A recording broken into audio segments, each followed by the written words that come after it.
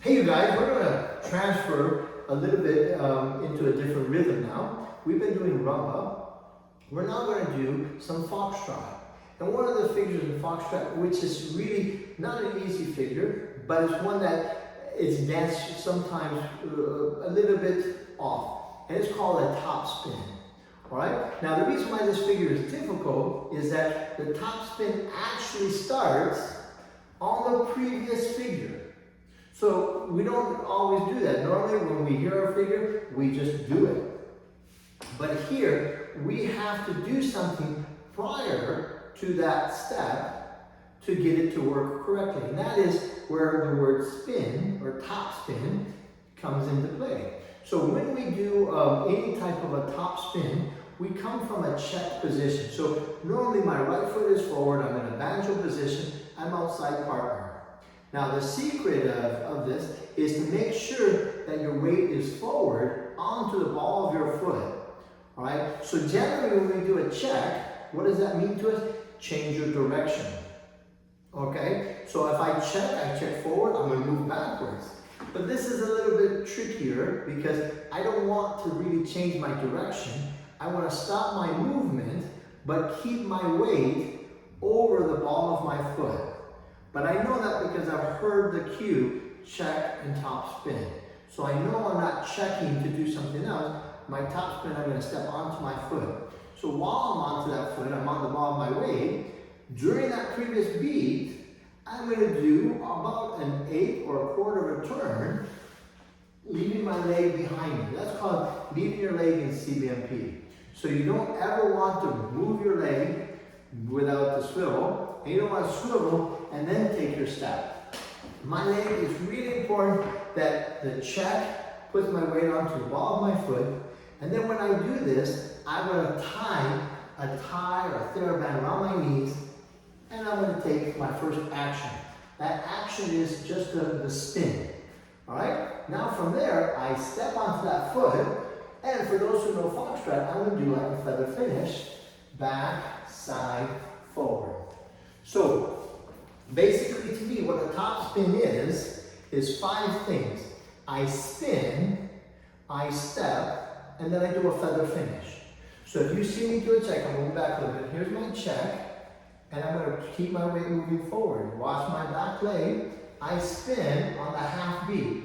Then I step. Now here's my feather finish, overturning, back, side, forward.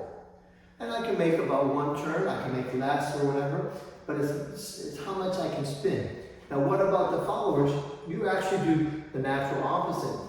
When you step back, you're going to do the same thing, but when you step back, you don't want to put your weight onto your heel. You actually have to stop your weight, just like if you're doing a contra check or other check. The heel doesn't want to have much weight put onto it, because when I spin, I'm going to be back weighted.